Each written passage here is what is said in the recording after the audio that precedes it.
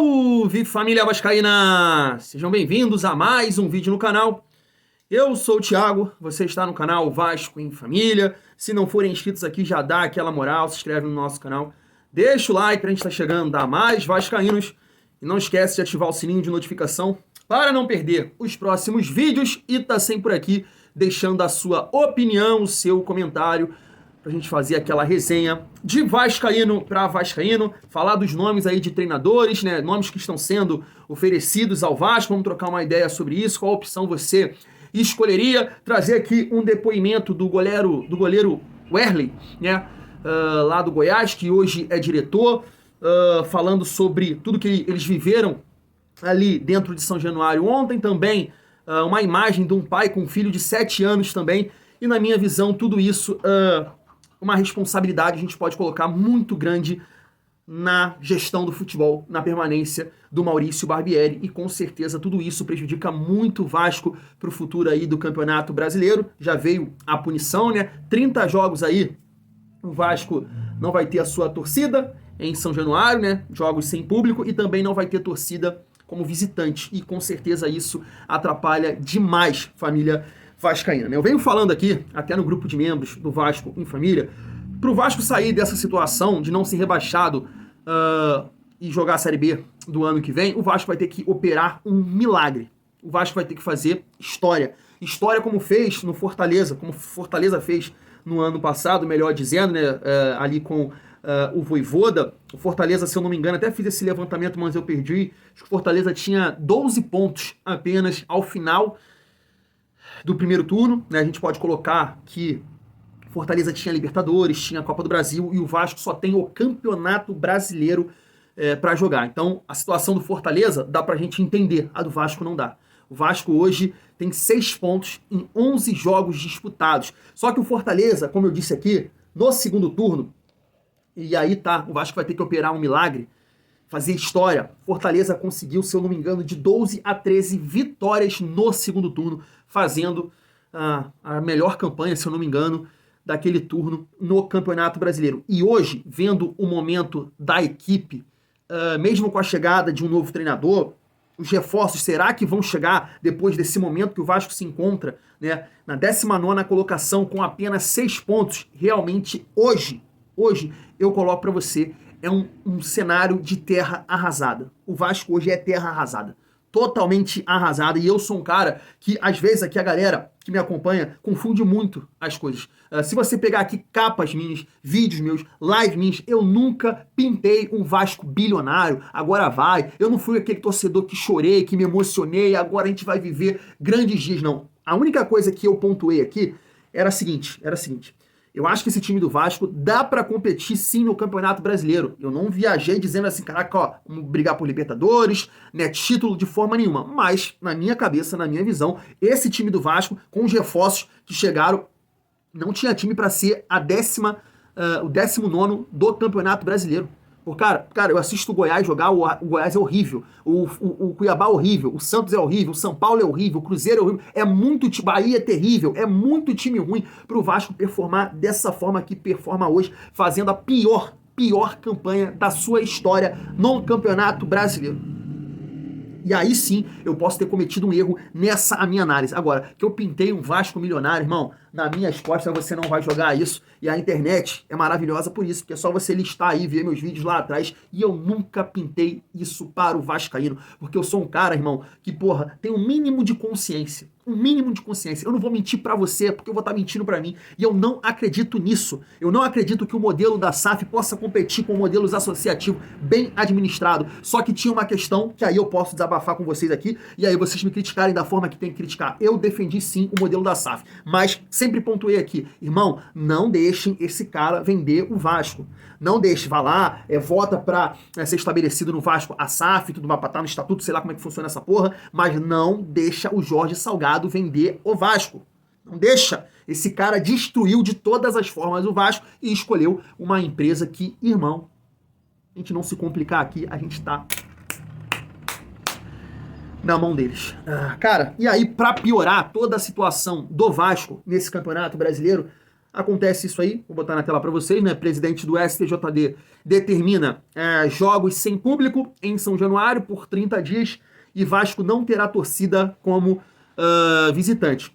E eu não sei se isso pode ficar pior aí em futuro, num futuro julgamento que vai ter sobre isso aí, né? Isso deve ser uma punição preventiva. Aconteceu isso com o Santos, está acontecendo com o Vasco. E aí eu quero passar para vocês aqui algumas situações, né? Um do diretor do Goiás, né? O Erle, que foi goleiro lá, e também uma cena que, poxa, me deixou muito triste, cara, de um pai com um filho de 7 anos, vivendo toda essa situação e como deve estar a cabeça dessa criança. Vamos acompanhar aqui. Teve todas essas cenas que vocês estão reprisando aí, inclusive todos os camarotes quebrados. E pela graça de Deus, pela bondade de Deus, o nosso camarote foi o único camarote que não foi depedrado. Nós estávamos aí deitados no chão, eu com contato pelo rádio com o meu gerente de futebol, pedindo a todo tempo que mandasse uma escolta policial para nos tirar de lá.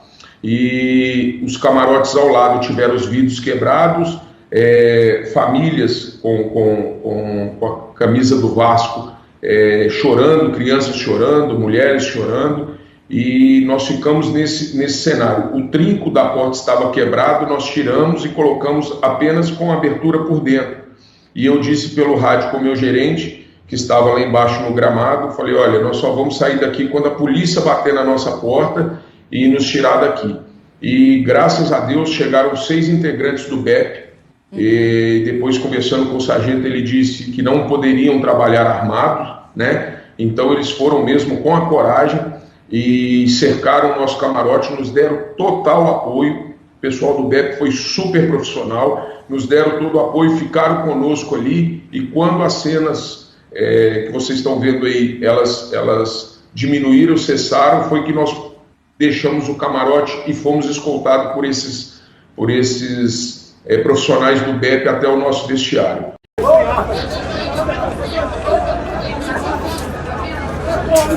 Vocês têm precedente, vocês têm arma, eu tenho uma criança de 10 anos, eu já estou errado de estar aqui.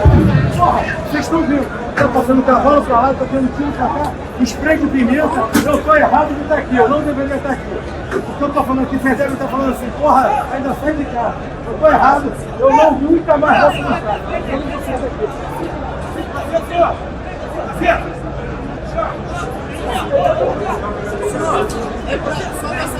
Aqui a polícia lá embaixo? Claro que tem, senhor! Todos são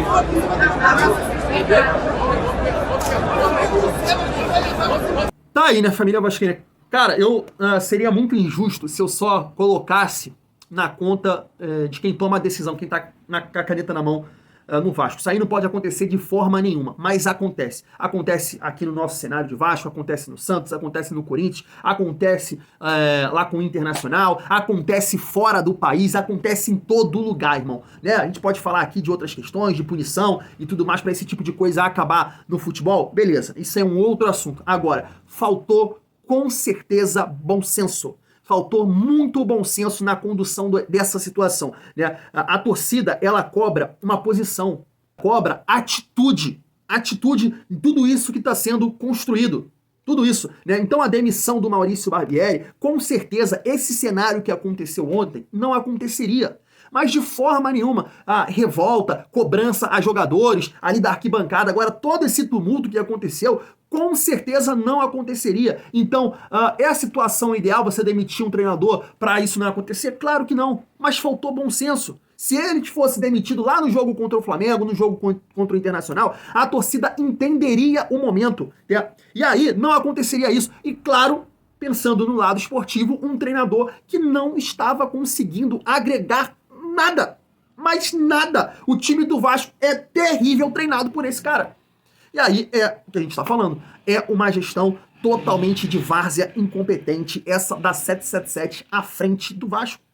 Tanto na montagem do elenco, e aqui digo a montagem do elenco, eu específico no investimento que foi feito no Orediano, um jogador que muita gente gosta de falar que ele vai virar o Conca, mas a gente não precisava de um futuro Conca, a gente precisava de um jogador nesse momento para nos ajudar. O Orediano entra ali, cara, porra, sinceramente, cara, dá pena dele. Na permanência do treinador, é inacreditável quanto esse cara ficou tanto tempo no Vasco. à frente do Vasco. Então tudo isso acabou acontecendo para esse cenário de ontem e prejudicando o nosso Vasco. Além de tudo, que a gente precisa pontuar aqui, porque eu fico muito irritado quando a mídia só coloca a culpa nesses caras, mas não é só isso. Não é só isso. Tem muita gente falando que o torcedor do Vasco é iludido, foi isso, é aquilo, pensou que seria isso. Não, mas eu acho que toda essa cobrança que tá acontecendo, cara, eu acho que os jogadores são os menos cobrados nesse momento. São as promessas que estão irritando, é o Salgado que está irritando, é o Osório que está irritando, é o Josh que está irritando, com as promessas que foram feitas para o Vascaíno. Por mais que os jogadores tenham sim uma responsabilidade, tenham uma parcela de culpa, diferente do que acontece em outros clubes, cara, eu acho que a cobrança maior é aqui, é na cabeça, é na gestão, é quem prometeu, é quem falou para o Vascaíno. E aí acontece esse tipo de coisa. E se esses caras que foram responsáveis, os profissionais da SAF também, da 777, que estão trabalhando nesse momento, o Abel falando que não ia ter mais sofrimento, o Paulo Brax falando que era uma nova realidade do Vasco, e esses caras não tomam decisão, e aí é o que eu falo, falta bom senso. A demissão do Maurício Barbieri, com certeza, mas com certeza protegeria o Vasco desse tipo de situação que aconteceu hoje. Ontem, perdão, melhor dizendo. E aí, família vascaína, só pra gente finalizar o nosso vídeo, precisamos de um treinador, né? Precisamos de um treinador. Gostaria de usar aqui a arte do meu parceiro Marcelo. Quem não conhece o trabalho dele, lá no Arena Vascaína Oficial no Instagram, tá sempre colocando as notícias do Vasco lá rapidinho. Vou pegar as artes dele aqui, as postagens, pra gente trocar uma ideia, ó. Um dos nomes cogitados aí para assumir o Vasco é o Diego Aguirre. Essa é uma informação do GE. Nesse momento ele está trabalhando, né, no Olímpia. Um outro nome se trata aí, ó, do Rogério Ceni, uma informação do Thiago Fernandes, né, jornalista lá da Band de Minas Gerais. Segundo a informação, ele teria sido oferecido ao Vasco por intermediários. Ele tem uma proposta de um clube do México, mas ele quer continuar aqui no futebol brasileiro. E o nome dele, segundo aqui a informação, agrada, mas a 777 busca um nome estrangeiro. Tá aqui a informação do Thiago. Uma outra situação também divulgada pela Itatiaia Sport é o nome do Odair Helma, né, que segundo a informação tá ganhando força no Vasco, mas o fato dele estar nesse momento difícil de pressão, o número dele foi divulgado lá, sofreu ameaças nele, a família dele, talvez não seja o nome ideal, mas estou trazendo aqui essa informação. E uma última para fechar, né, é que o treinador do Sub-20, né, o William Batista deve conduzir o Vasco aí nos treinos e nesse jogo contra o Cuiabá, com a supervisão ali, se ficar, do Abel Braga. E aí, cara, você vê a incompetência de tudo que eu tô falando aqui, né? Bom senso e incompetência. Como é que os caras já não estavam engatilhando o nome de treinador? Porque na minha cabeça, a permanência do Barbieri não é acreditando que ele daria a volta por cima. Com certeza não. Seria mais tempo para você achar um novo treinador e os caras vão começar a pensar nisso agora. Só para deixar aqui minha opinião, família vascaína, sinceramente, de todos os nomes aqui que eu citei, Aguirre, Odair, Roger Machado e Rogério Ceni, é difícil escolher um, cara. Muito difícil escolher um. Mas se eu fosse escolher, Rogério Ceni. Quero saber o que você acha. Fui.